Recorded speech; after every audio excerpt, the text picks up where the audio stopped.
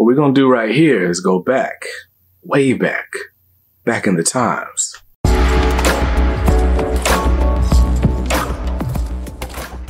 If you know, you know. Welcome back to Comics Are Dope. I'm BJ Kicks, and over here, over my right shoulder, is an image of me completely wilding out, spending way too much money on omnibus editions, most of which I have not read. In fact, sad to say, 80% of the books in that picture I have not touched. One I unsealed only because someone asked me a question about it 2 months ago. Anyway, though that's me in my full, like, I don't know, omnibus drunk stupor, just being super excited about books that I bought. But how do we get to that point? What made me such a devoted comic fan? Now, 3 years ago, I did a video explaining to you guys how I became a comic nerd, how I got into the hobby. And, you know, it's probably a fun fact on the channel. Most of you know the first comic I ever read, or at least as a serious, you know, comic book reader, was House of X #1. But I've never quite told the story like this, of how I got a little taste and went further and further down the rabbit hole. So today, I am showing you the books that got me hooked. The first few titles that I grabbed off a shelf as I was testing the comic book waters that eventually made me a fan and sparked the collection that you see here today. So let's have some fun. This is part of the 25 Days of Comics. Huge shout out to Organic Price Books, who actually has collections of a lot of the stuff that you're going to see on this table available for sale right now. You can go to bjkicks.link/OPB. Just click that first link in the description down below if you want to shop collected editions at an awesome price. Great packaging, great shipping, great customer service, and you can save an extra $2 off your order of 1 to 3 books with the code BJKicks at checkout. Don't say I never gave you anything. Now, let's take a journey back in time, way back to 2019, where I've told you guys this story before, but I'll set the scene a little bit. So give me a second. Let me sip this water. So I had been, you know, my wife and I both basically have been trying to like kind of find other media to get into. We had been watching a lot of TV shows and stuff. We were kind of trying to take a break from all the like sex and violence and stuff that was on TV. And one of the things that we ended up watching a whole lot of was Family Guy, ironically. But another thing that I ended up kind of jumping down this rabbit hole of was the DC Universe app. This was back when the DC Universe app was comics and media. So you could have one subscription, which I believe was only like $6 or $7 a month. And you had like a whole bunch of comics and a whole bunch of TV shows. So I was watching things like Young Justice and Static Shock and all these different cartoons that I didn't realize had, you know, you could watch and you could binge. I didn't come from the days of binge watching. We just caught stuff on TV or didn't. But anyway, so I'm watching all this comic book inspired content, all these comic book adaptations, and that kind of opens me up to the world of comic book media. I'm watching a few YouTube channels, and so comics are in my orbit, but I'm not gone to a shop yet or anything like that. So one day I do see an advertisement for Free Comic Book Day 2019. It was on May 4th, Star Wars Day. And so my daughter's into art. She's 9 years old at the time. And I'm like, hey, you want to go to this Free Comic Book Day thing? She's like, sure. So we go. She gets to meet a bunch of cosplayers and artists and sculptors and stuff. And I get to kind of rummage through some dollar bins and see what kind of stuff they have. I grabbed a few random books that like just look like 90s stuff, that run of the mill stuff that I would buy if I was 10, right? So grab that stuff, you know, shake hands, walk out the store and follow them on social media. Well, a couple weeks later, I see they're doing a live stream. And so they're selling single issues and trade paperbacks and stuff like that. And so I watching this stream. I'm like, literally, I'm in the mall watching this stream. And they're like, hey, share this for a chance to win some rare comics. And I'm like, okay, cool. I share the post and I actually end up winning. What I win? These two books right here. This, of course, is that famous issue of House of X #1. And then this is the Marvel's epilogue. I showed both of these in the video 3 years ago, but I wasn't shooting in HD on a great camera back then. But anyway, so this is, I want to say, a 1 in 100 hidden gem variant. It might have been a 1 in 50.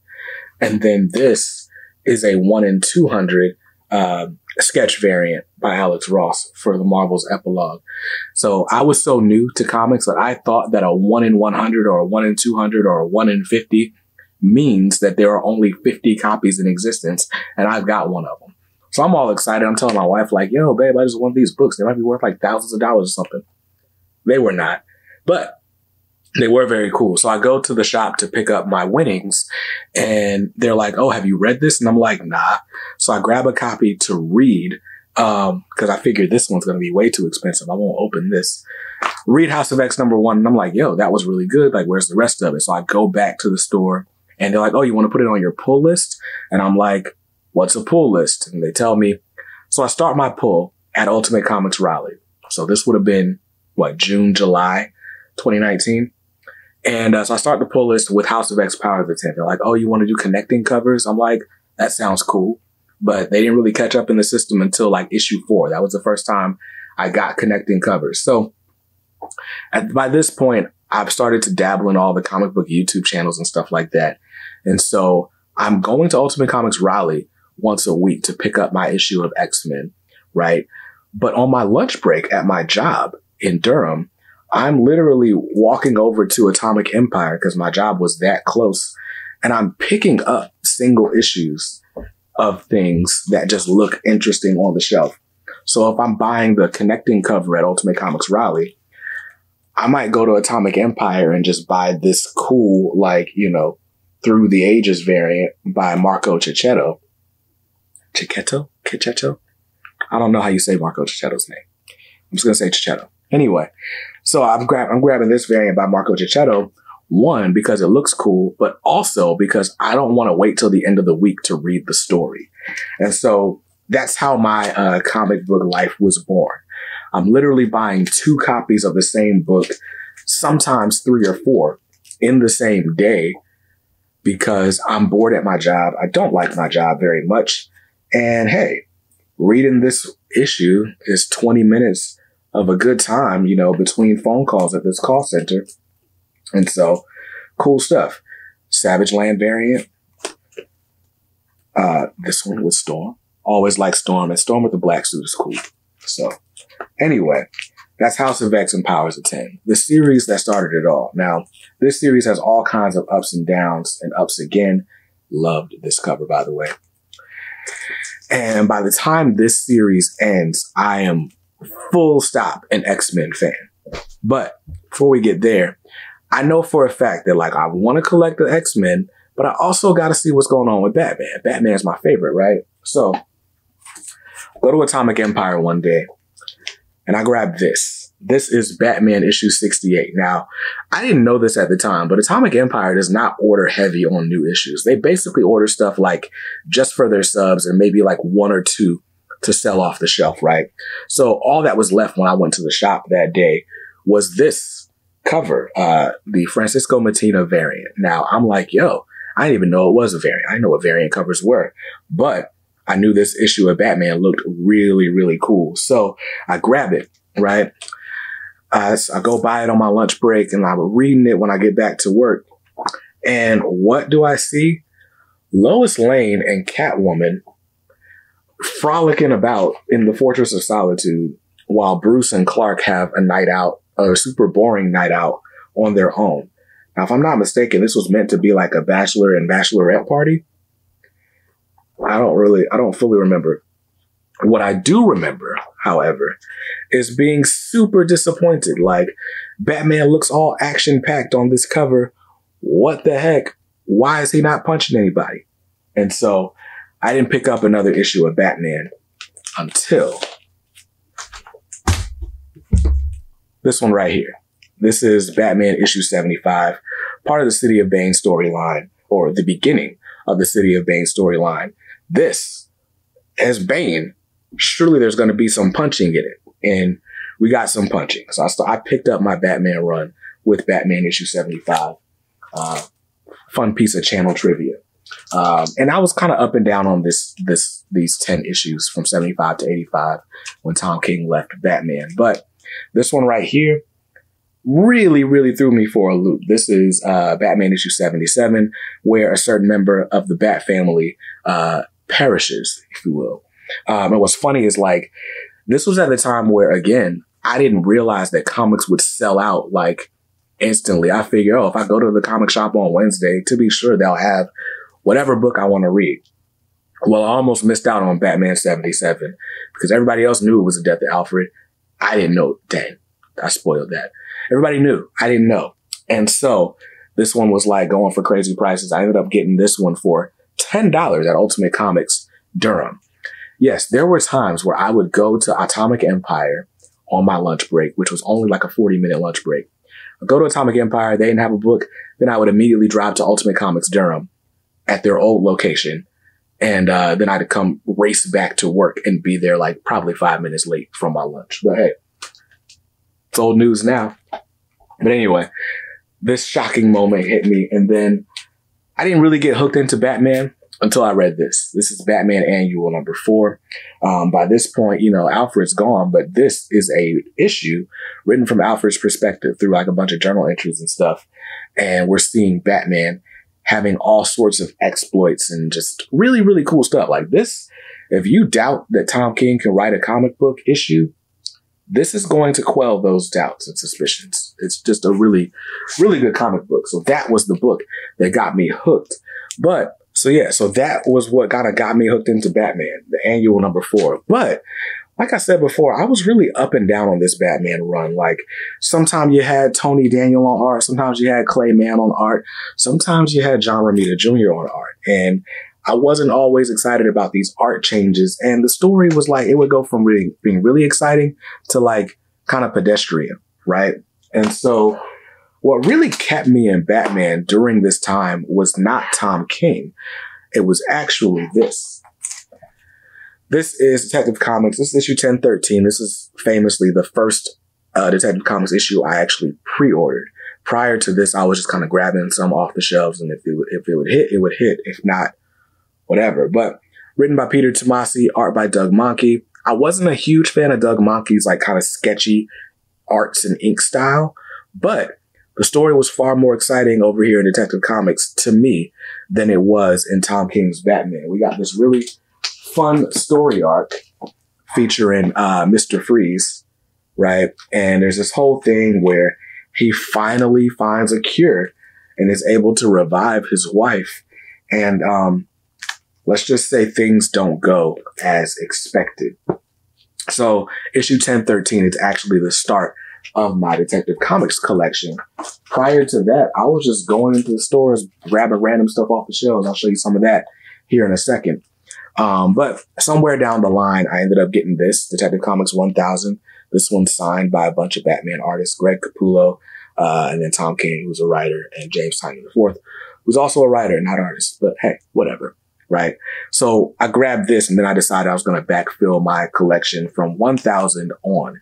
And fun fact, I have not missed an issue of Detective Comics since. And we're at what, 1079 now? Crazy. So I'm going to put that right there because that's going to fall. So yeah, prior to that, I was just kind of grabbing random stuff off the shelf because like I said, I'm new to comics. I'm buying everything that looks interesting. So I might go and browse through the back issue long boxes that were drawers at Atomic Empire. Or I might just go on the shelf and just look and see what they got. If you got a character that I recognize from a cartoon or a TV show, I'm probably buying the comic.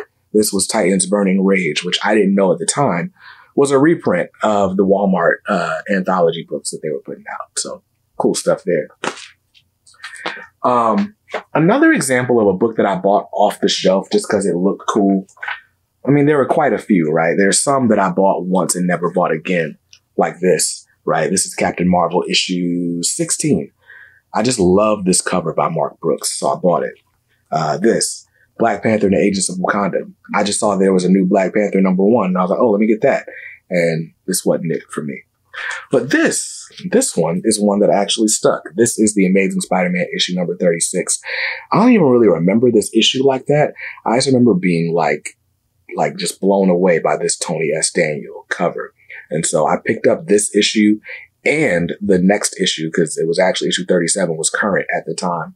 Grabbed 36 and 37, and that was it. That was the start of my Amazing Spider-Man collection. I've not missed an issue of Amazing Spider-Man since this issue, even though there's plenty that I skipped reading. Like, I pretty much jumped off of that series around issue 45 and didn't jump back in it until the Beyond Saga started. But I was collecting these covers and loving certain aspects of it. Once Ryan Ottley jumped off, that was probably it for me. But yeah. Now, things are about to take a turn, like a dive down to like just ridiculous obsessive territory. But before they do, we got to talk about this book. So this was the next book that got me into collecting. If I was going crazy when it came to House of X and Powers of 10 and connecting covers, and I was literally trading with coworkers and stuff, this was the next one that hooked me. This is Power Rangers Teenage Mutant Ninja Turtles, the original. They've actually had a sequel series that's come out since then. But they were doing this crossover for the first time. Two properties that I remember vividly from being a kid. Like, I had Power Rangers Halloween costumes and Ninja Turtles underwear. Like, this was made for me. Because when I was 4, this was all of my life. But anyway, this was a really awesome crossover, by the way.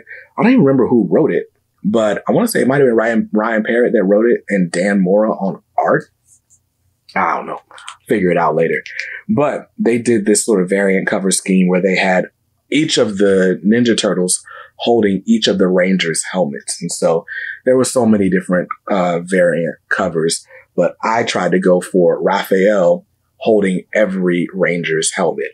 And that's what got me hooked on this series. And enjoying this series so much made me want to read the ongoing IDW Teenage Mutant Ninja Turtles. Now, funny enough,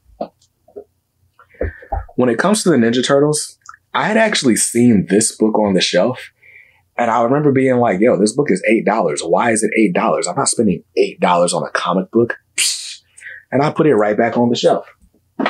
But I did pick up this one after I got all that success with Power Rangers Ninja Turtles. So this is Teenage Mutant Ninja Turtles issue 101. I remember thinking, who is this Wolverine-looking turtle? What is going on? Turns out there's a brand new turtle, Jenica, that had been introduced like 20 issues earlier. I had no idea. Also turns out a huge piece of the Teenage Mutant Ninja Turtles puzzle had been taken off the playing field, apparently in issue 100. Fun fact, I actually went back and got issue 100 years later, like 2 years later, in a dollar bin, not too long ago. So yeah, there's that. Well, I guess it was long ago because I've been in comics 5 years. Anyway, grabbed that issue, and after this, issue 101, the first Sophie Campbell issue, by the way, I have never missed an issue of Teenage Mutant Ninja Turtles since. We're coming up on 150. That's the next issue. Well, excuse me. 146 just came out. But we're getting real close to 50 issues of Teenage Mutant Ninja Turtles since I got into comics. So that's fun. But that was cool, right? Now, I told you about House of X and Powers of 10, right? And how all of that led into the Dawn of X. Now, the Dawn of X, they had all kinds of titles. XMen, X-Force, Marauders, Fallen Angels. I'm forgetting one. New Mutants, I think, was the last one. I don't know. But I was so a fan of everything that happened at the Hoxpox that when they did their launch for X-Men #1, I actually went to the midnight release party. I drove to Durham at midnight just to be at Ultimate Comics Durham to get this cool variant cover that supposedly was only available to like the midnight shoppers. So I got this party variant with Jean, Cyclops, and Wolverine. It's covered by Mark Brooks. Love that. Also got this one, which I believe was a 1 in 25 by Wills Portacio. There were quite a bit of 1 in 25 variants going around because they ordered so heavy on this series. Love this cover though, by the way. And then I was such a noob when this book came out that, you know, it's a launch party. So they're putting a bunch of X-Men stuff on display. I just saw this next to a bunch of other House of X variants. And I thought, oh, cool. There's a new X-Men book. I got X-Men 2099 issue number 1. I got it because of the little gold foil thing. Didn't realize until I got home that this is a very old comic book. I mean, in case Ron Lim's signature saying 1993 wasn't a good enough clue. There you go, Kicks. Being stupid. Well, really just being inexperienced. So that was fun. Like, I fully enjoyed my slide into the world of X-Men. I even participated in quite a few variant cover schemes like this. The Every Mutant Ever variant set for X-Men, X-Force, Marauders, Fallen Angels. There's one that I'm missing because there are 5 of these titles. X-Men, X-Force, Marauders, Fallen Angels, New Mutants. Maybe Wolverine was part of the launch. I feel like Wolverine launched later though. Anyway, I got Every Mutant Ever covers as if I knew any of those mutants, right? So that was already like feeling like I was going down the deep end. But man, I really enjoyed the Dawn of X. Like, this Fantastic Four versus the X-Men series was awesome. And I remember grabbing it and loving it, right? Couldn't get enough X-Men.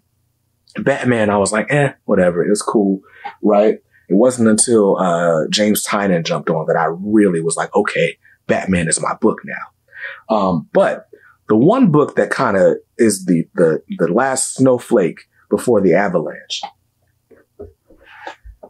it's got to be this right here. This is Deceased, the hardcover. Now, this is the local comic shop day variant. Now, I didn't know anything about local comic shop day. I remember vividly going into the comic shop and seeing people like being rung up and their total being $50, $80, $100. And I was like, those people are crazy. I have never spent more than $10 at a time at a comic shop. Until this one right here. Now, this is the local comic shop day variant. So they do special like hardcovers and things for local comic shop day. I think it's in September every year. So I saw that this was coming out because by this time I'm following blogs, watching YouTube videos and all that. Saw that this was coming out, and this was my first time calling Ultimate Comics Raleigh, and it goes like this. Ultimate Comics, this is Amanda. Hey, Amanda, this is Brandon, box 302. Are you guys getting that Deceased local comic shop day hardcover? And she's like, oh yeah, I'll put it in your box for you. And I was like, oh snap, it's that easy? Like, really? Okay, cool. So I go to the shop and this is this there waiting for me with a 10% discount. So I only spent $27 on it. But this being my first hardcover, first time I spent more than $20 at a comic shop at one time, ended up being the straw that like broke the camel's back. Now all of a sudden I have no inhibitions. I'm not buying anything, or there's nothing that I won't buy necessarily. I still wasn't buying Omnis, but this was my first hardcover and my first kind of foray into the full DC universe outside of just Batman. So that's pretty much it. That's pretty much how the first year of my collecting journey went. And little did I know what was around the corner, right? A few months later, it's 2020. COVID hits, the pandemic hits, comic shops shut down, and all of a sudden the Ultimate Comics live show starts doing shows 3-4 times a week because, hey, we got to keep selling comics. And so I'm on the live show buying all sorts of random goodies that I missed out on from my time, being born up until age 30, right? I'm buying stuff like this issue of Astonishing X-Men signed by Josh Whedon, right? Like, I got this. I love the Dawn of X, Fantastic Four X-Men so much that I bought the original series from the 1986, right? Like, just crazy dumb stuff. I was buying so much stuff. This Batman, The Return, because I like this David Finch cover, or this Batman 608 because it's Batman Hush. And by this time I've read the trade. And so by then, all the snowflakes have fallen. It's a full-on avalanche. I am a full-on comic book nerd, and I bought so much stuff from that Ultimate Comics live show. I'm literally looking at the short box right here. Well, one short box of live show stuff that I bought. I bought so much stuff that year that I was like, dang, I need to find a way to justify this. And so I ended up starting a YouTube channel, and the rest is history. So that was fun, right? Like, I've told this story a few times of like the books that got me into comics, but never with visual aids, never just like looking back. Like, I remember stuff like this, right? This Superman Up in the Sky. I remember when Ultimate Comics did a warehouse sale and was just selling all sorts of back issues for $1 a piece. And that's where I got this full run of Superman Up in the Sky, right? Like, there's all sorts of little stories like that. I start pulling out books from the collection. I could be like, oh, yes, I remember I bought that in 1973, right? So that's fun. But yeah, I hope you guys enjoyed. That's gonna fall. That fell. Hope you guys enjoyed this look back into the genesis of my collecting habits, a mutant genesis, if you will. It was very much based on mutants. But anyway, very fun stuff. It was cool looking back. Now, like I said, a lot of this stuff has been collected into omnibus, into hardcovers, right? Like, for example, this issue of Detective Comics, you can find in the Batman by Paul Dini omnibus. It's available at Organic Price Books right now. If you're trying to make some last minute Christmas decisions, you might be out of luck, but make that purchase or buy an OPB gift card. Use my coupon code at the checkout. My code is BJKicks, and you'll save a little bit of money on that order. Huge thanks to the channel family for sticking with me. This is a late installment in the 25 days of comics. This is going to go up. It'll be like 10:30 p.m. before this goes up. I'm just now. Yeah. Anyway, I'll see you guys tomorrow with another installment. And hey, make sure you hit that bell icon. That way you're notified when it does go up. Until then, stay safe, stay awesome, and read something dope today. Peace.